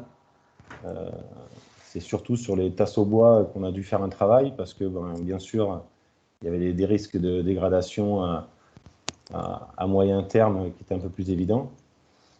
Dans le marché, et par l'architecte, c'était prévu du bois de robinier. Sauf que quand on a commencé à envisager cette essence, on s'est rendu compte qu'il y avait deux choses. C'était du bois de robinier et la volonté de l'architecte, c'était d'utiliser des essences locales. Donc on s'est rendu compte que localement, il n'y avait pas de production suffisante ou en tout cas de qualité qui permettait de répondre à nos besoins. Et si ça devait être utilisé, ça venait d'Europe de l'Est. Donc on n'était plus du tout dans le contexte local. Et ensuite, le robinier n'est pas produit en longueur supérieure à 2,50 m. Donc ça rentrait vraiment plus du tout dans notre cadre. Donc on a regardé pour changer l'essence de bois. Bon, n'ayant pas vraiment de compétences dans le domaine et pour vraiment être certain de s'orienter vers une essence qui pourrait permettre une bonne durabilité, on s'est orienté vers le FCBA. Qui couvre le territoire et qui est justement qui travaille sur il couvre toutes les filières bois et il travaille sur des améliorations de rendement, d'amélioration de la qualité. Ils font beaucoup de recherches et donc ils ont des bureaux d'études qui sont compétents pour ce type de besoin. Il nous a donc fait une liste de bois de propositions. Donc, on a eu le pin maritime, le pin sylvestre et le Douglas qui sont ressortis. Et on a retenu le Douglas qui a l'avantage d'être naturellement classe 3 et qui donc est préférable en termes vraiment de pérennité. Ils nous ont ensuite fait des dispositions complémentaires à prévoir où on est venu mettre en place une couvertine en partie supérieure pour protéger le bois dans le sens de la fibre, en conservant une lame d'air pour permettre une ventilation et au bois de sécher et de ne pas piéger l'eau. Et ils ont préconisé également des rondelles de désolidarisation entre le châssis et les tasseaux bois, qui améliorent aussi la durabilité du dispositif. Ensuite, nous avons fait une deuxième, on leur a confié une deuxième mission, c'était de vérifier quand même la section des tasseaux, parce que c'était une donnée d'entrée, mais on n'avait pas d'éléments pour le vérifier, et de faire aussi une étude sur ce qui était à prévoir sur la visserie. On n'était pas en mesure de définir avec certitude. Donc, sur la section, il n'y a pas eu de souci. En visserie, ils nous ont préconisé donc, un diamètre. Et en parallèle, on a aussi, sous les conseils du Cri de Bois, qui est un autre organisme un peu semblable, on a mené une étude avec la PFT, donc c'est une plateforme technique qui travaille avec des établissements scolaires qui ont des laboratoires également et qui font de la recherche pour faire des essais destructifs sur les éléments. Donc, un essai normalisé qui est plutôt destiné normalement à des vérifications sur des éléments type des garde-corps, mais il n'y a pas vraiment d'essai qui permettait de reproduire les effets du vent sur les tasseaux. Donc on a essayé de se rapprocher un peu, enfin, de faire des essais qui s'en rapprochaient un peu. Et bon, il y aura une petite séquence qui vient montrer l'essai. Donc pour vérifier justement qu'au niveau des fixations, il y avait une bonne tenue. Bon, tout a été concluant là-dessus. Également un essai statique où on est venu appliquer un effort à mi-travée des deux appuis. Et où on était effectivement, on avait on était assez confort sur le résultat. Et ensuite, donc la fabrication de l'élément témoin, où on voit ici en usine la fabrication du châssis métallique, des différentes pièces dans un premier temps, et ensuite, après passage en galvanisation peinture et assemblage des tasseaux bois. Et ici, un élément terminé, où on retrouve un petit peu tous les éléments que je vous ai décrits précédemment. Avec entre autres le dispositif avec un crochet, les embouts à rotule, et tous les différents éléments. C'est tout pour moi. Bien, merci Charlie. Je reviendrai sur les deux questions qui avaient été posées sur la conception, Stéphano. Je pense que tu dois les voir dans le fil de discussion si tu veux déjà préparer ta réponse. Deux questions, Charlie. Le laboratoire d'essai pour les éléments en bois, tu l'as cité, mais je n'ai pas bien noté son nom. Alors en fait, c'est la PFT Bois. Donc, il travaille en collaboration avec le CRIT, c'est un CT, qui est aussi un organisme qui fait des recherches et qui travaille sur la filière bois. Et la PFT Bois, en fait, c'est une plateforme technique qui va regrouper des laboratoires, des centres d'études et des établissements scolaires pour mener des recherches. Et ils sont basés Alors, ils sont... C'est celui du Massif central. Il faudrait que je te regarde. C'est plutôt vers le sud-est. Je sais pas là.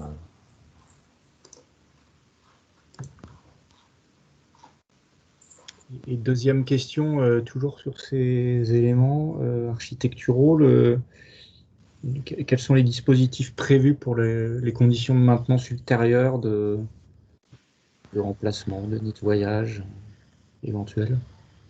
Alors, déjà, enfin, c'était surtout sur des moyens de conception pour réaliser un démontage rapide et un remontage rapide.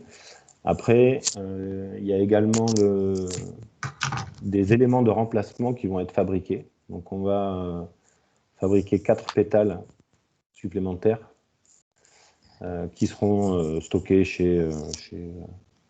par le maître d'ouvrage. Gestionnaire, sans doute. Ouais. Voilà, gestionnaire. Et avec des châssis pour pouvoir les transporter et un palonnier de manutention spécifique dédié. D'accord. Et le palonnier sera aussi remis au gestionnaire? Oui. D'accord. Ok, merci. Alors, il y avait une question sur des alternatives innovantes ou en tout cas en termes d'emploi d'autres matériaux pour la conception des 2PS. Il y en a une notamment sur des projets alternatifs en bois. Donc, sans répondre à ta place, Stéphano, vous voyez quand même il y a une part non négligeable réservée aux matériaux bois sur le projet. On peut aussi citer c'est plus classique d'application, mais les écrans acoustiques. Je te laisse répondre, Stéphano, sur Oui. est-ce que des poutres BFUP ou des ouvrages mixtes bois-béton, il y a un guide CEREMA effectivement sur le sujet. Est-ce que ça a été envisagé ou pas lors des études préliminaires? Est-ce que aussi, j'ajoute une question de mon côté, est-ce qu'il y avait des variantes ouvertes lors de la consultation? Et si oui, lesquelles?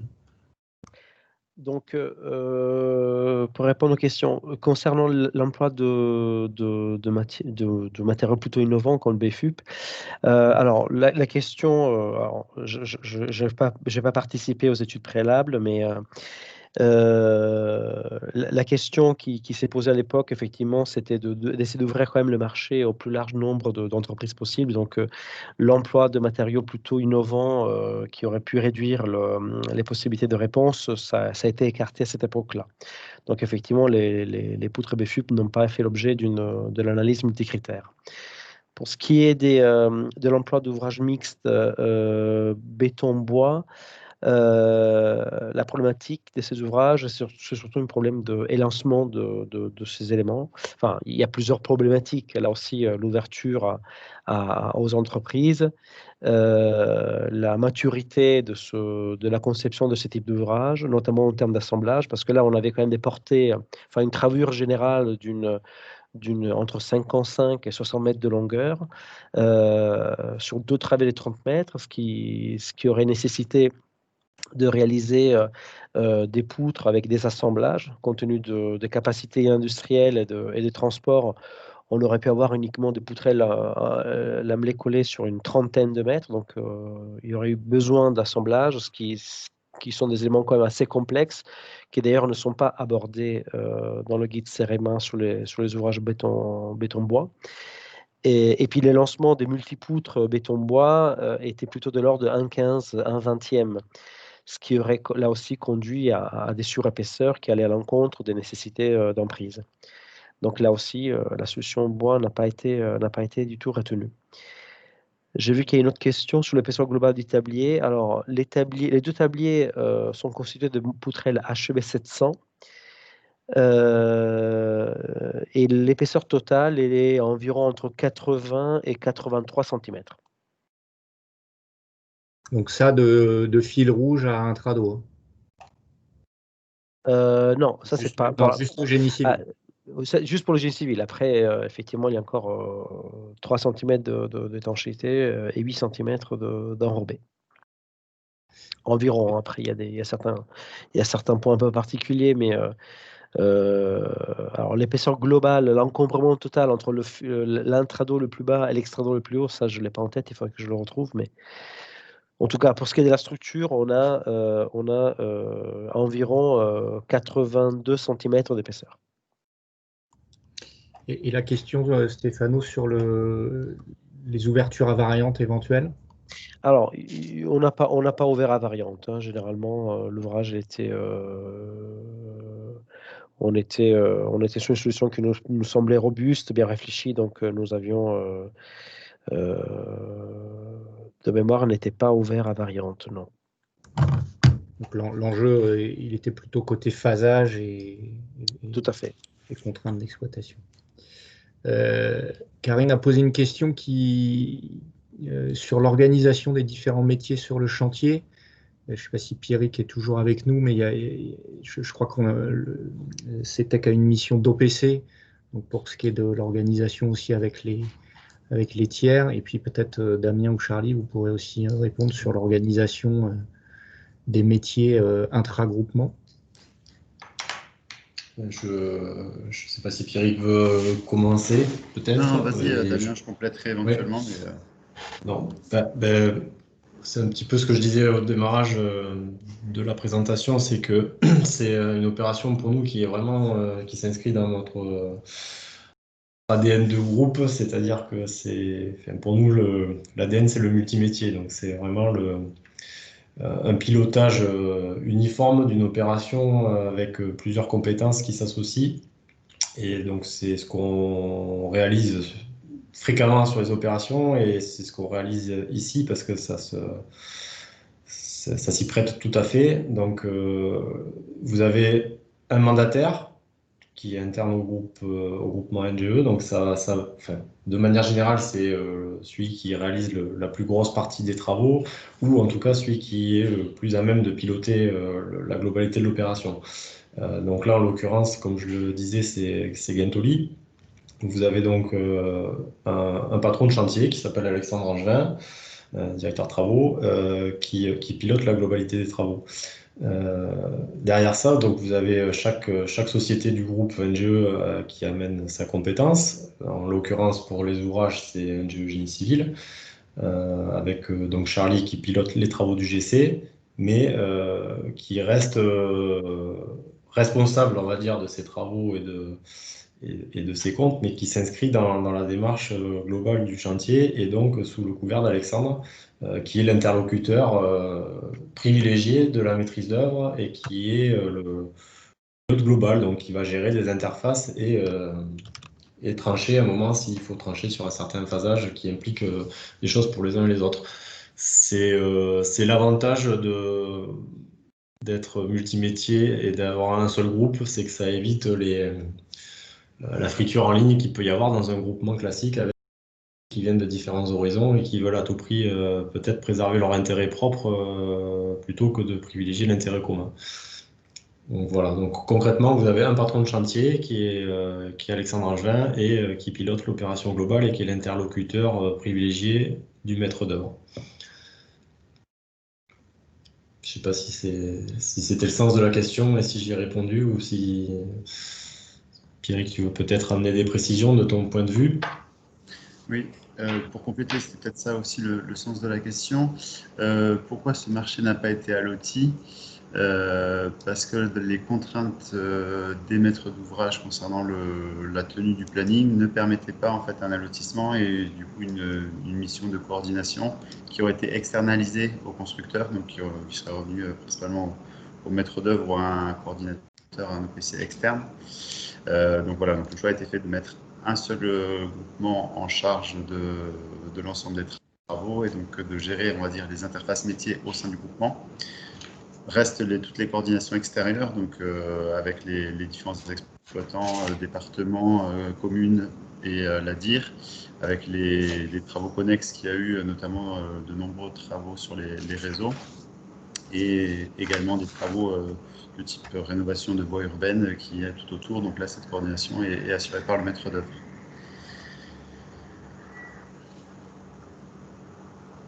Ok, merci, c'est très clair.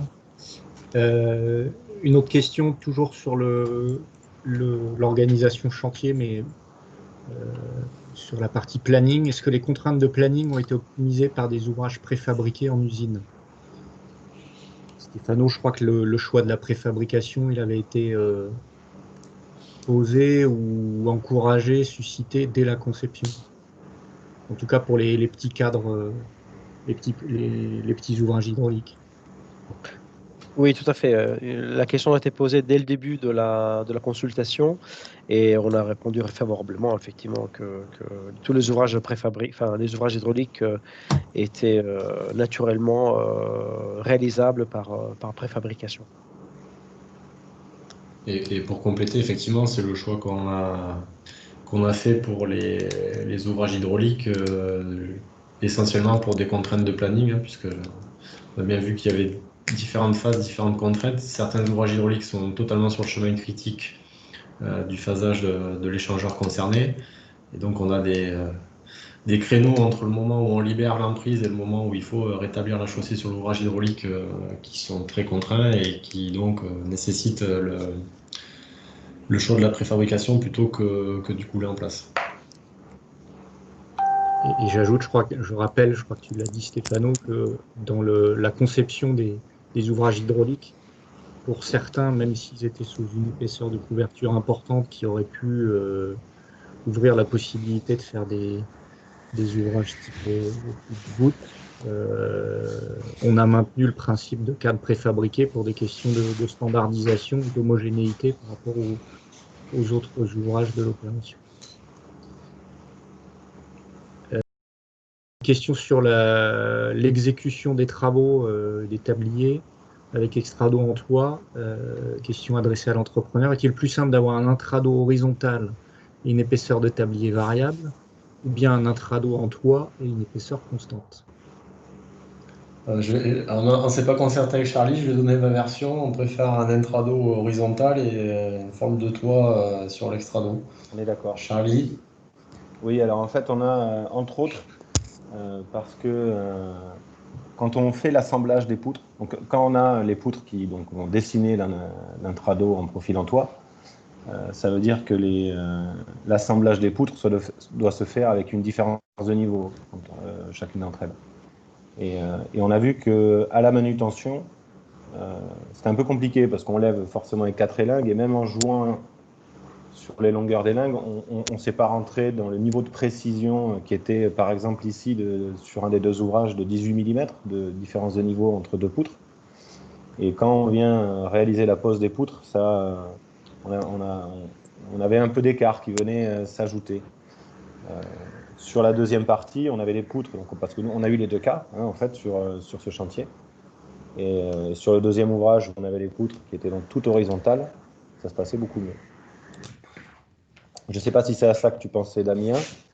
Oui, déjà, enfin, de manière globale, rien qu'en préparation, on multiplie le risque d'erreur en ayant des bossages de hauteur toutes différentes avec un degré de précision important, etc. Mais globalement, oui, c'est typiquement ce qu'on a rencontré parce que concrètement, le PS de l'AUM, il est dans le cas de l'intrado en toit, contrairement au PS de Césarée où l'intrado est de niveau. Et en fait, effectivement, on était ensemble quand on a eu les premières poses de poutrelles sur l'AUM, mais le fait d'avoir une différence de niveau entre les deux poutrelles, y compris d'une même paire, au levage, donc on n'arrive pas à le régler tout à fait finement au niveau des élingues. La paire, même si elle est à Décroix de Saint-André, on n'est pas dans une rigidité totale de l'assemblage. Donc effectivement, on s'est retrouvé à poser avec une poutrelle qui était en appui sur le néoprène et l'autre pas encore du tout et qu'il faut relâcher derrière. Donc c'était pas les conditions les plus favorables. Après, je pense que Stéphano ou Mathieu, le choix a été fait de par la géométrie des voies portées, notamment sur le fait que sur le PS de la l'AUM, l'axe de la voie circulée est totalement désaxé justement par rapport à la largeur du tablier, ce qui faisait, j'imagine, un point haut, ou en tout cas une surépaisseur en extra d'eau très importante si on gardait un intrado de niveau. Et de Parce qu'en plus, fait, je me permets d'intervenir, de plus sur le passage supérieur de la hume, compte tenu de la largeur de l'ouvrage, si on avait un intrado horizontal, ça nous aurait fait des surépaisseurs au niveau du point haut de l'extrado, très très importantes. mais majoré du fait qu'on est avec un toit qui n'est pas axé sur la largeur du tablier, justement, puisqu'en fait, on En a les deux plus, voies circulées qui sont d'un côté de l'ouvrage, et ensuite on a le trottoir, la voie. exactement. Ouais, c'est ça. Et ça aurait conduit donc à un surdimensionnement de l'ouvrage considérable. Donc c'est pour cela que le choix d'un intrado horizontal n'a été retenu que sur l'ouvrage le moins large pour limiter donc ces surdimensionnements-là. Mais on a conscience que ça conduit à des complexités en phase de chantier non négligeables, ça c'est sûr.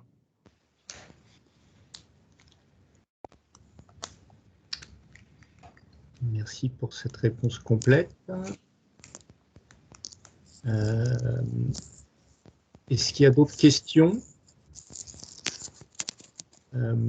N'hésitez pas à les poser. Est-ce que Damien, tu penses que la vidéo peut être projetée? Ouais. Je Et vais refaire un essai, du coup. Ouais. Alors, On pourrait finir par une quasi-visite de chantier. alors, Si jamais c'était pas faisable, peut-être que cette vidéo est diffusée sur Internet et qu'on pourra donner le lien. Mais ça Ouais, serait alors pas idéal encore aujourd'hui. Ah, ça a l'air de marcher. Parfait. est-ce que c'est OK pour vous, du coup? Ouais, Oui. c'est bon. Vous voyez là? Oui. Ouais. Je sais pas si on en... Il n'y a pas le son. Ah bah, tu vas commenter. Non, mais musique. c'est dommage, il y avait une jolie musique. C'est pour ça. Vous entendez pas là? Non. Non. Non, mais en fait, donc c'est une vidéo qui a été des vidéos qui ont été prises sur le mois de novembre. Donc pour toutes les phases de travaux de nuit qu'on a eues. Donc il y a quelques prises de vue de jour pour montrer un peu la préparation. Entre autres, voilà, avec notre chef de chantier Jean de Souza, Baptiste, ingénieur travaux, qui travaille avec moi sur l'opération. Et où en fait après donc on montre un peu donc la préparation des poutrelles au sol, les aménagements, les tours d'étaiement, et ensuite on montre donc l'idée de la vidéo, c'était de faire toute une nuit et redémarrer et finir sur un début de journée avec l'ouvrage terminé au niveau des pauses. Et donc là on est au début de la nuit sur la préparation. Donc c'est la première opération où on va réaliser la pose des poutrelles. Pour résumer, on a travaillé pendant 4 semaines de nuit, avec 2 semaines sur chacun des tabliers qui se sont enchaînés. Et on avait deux nuits de pause pour les poutrelles, donc une nuit par travée.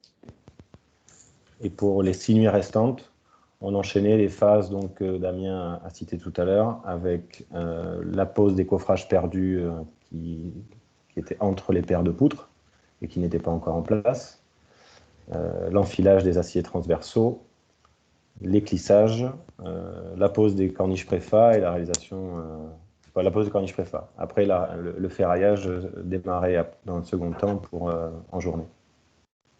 Donc là, on a vu l'enfilage des aciers transversaux. Ici, la pose des corniches préfabriquées.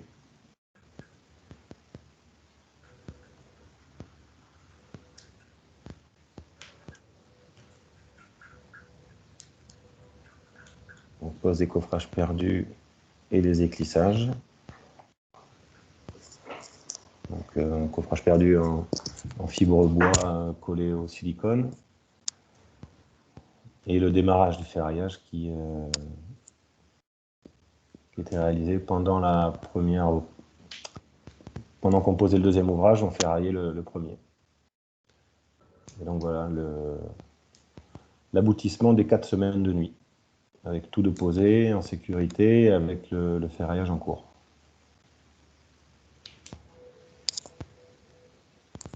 Là, c'est le PS de la Hume qui a été bétonné cette semaine, du coup. Tablier. Voilà.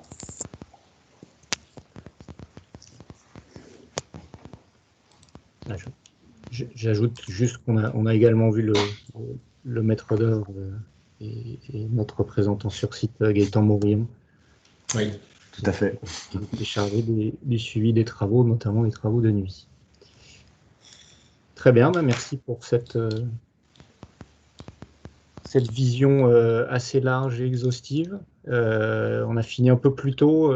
Finalement, on se rend compte qu'on passe un petit peu moins de temps aux questions-réponses. J'espère quand même qu'on garde de l'interactivité avec ces modes légèrement dégradés, mais qui ouvrent aussi d'autres possibilités, notamment pour les étudiants. Je vois qu'André Joie de l'ISA BTP a notamment souligné que ce serait intéressant pour eux de pouvoir consulter a posteriori ces présentations. Ça peut peut-être aussi être je te laisserai conclure Karine, mais un axe aussi de réflexion pour nous, pour la FGC, pour mobiliser des jeunes recrues et donc les intéresser à nos métiers, parce que c'est évidemment, en plus du partage de connaissances de ceux qui sont déjà dans le domaine professionnel, c'est aussi un axe de développement de la FGC, de continuer à intéresser les plus jeunes au génie civil et à la construction. Karine, je ne sais pas si tu veux conclure. Oui, mais ok, merci à N2 et merci à CETEC et merci à toi Mathieu d'avoir organisé cette journée. C'est un très beau chantier, alors j'y passe en voiture, donc je suis bien placée pour le savoir. Vous avez des beaux bétons en finition. Franchement, félicitations. Merci pour l'aspect technique. J'espère qu'il nous sera possible pour les prochains de faire des visites de chantier concrètes avec les bottes et les pieds dans la boue. Ce sera toujours plus sympa. Bon, là, dans le stade, c'est pas pareil. Mais franchement, merci beaucoup pour cette présentation. Merci pour l'aspect technique. C'était très intéressant. Et oui, je suis d'accord avec Mathieu, enregistrer les webinaires, c'est plutôt pratique pour les étudiants. Ça permet de leur faire connaître ce qui se passe dans notre région. Et même peut-être de revenir vers vous après pour faire une visite après de chantier, si cela est possible et si les conditions nous le permettent un petit peu plus tard.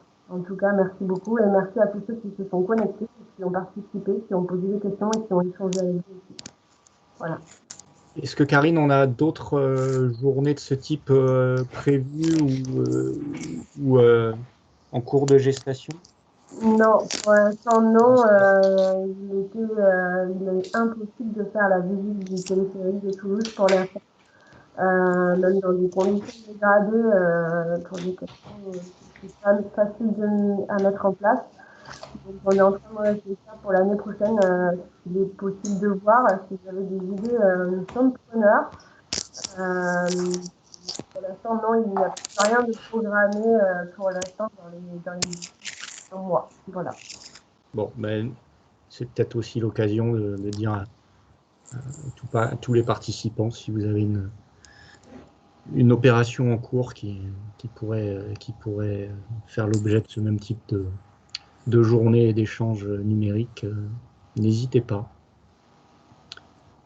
Bonne journée à tous, bonne fête de fin d'année, puis on peut tous se souhaiter bon courage dans cette période qui reste particulière. Et à bientôt. Merci. À bientôt. Merci. Merci, à bientôt tout le monde.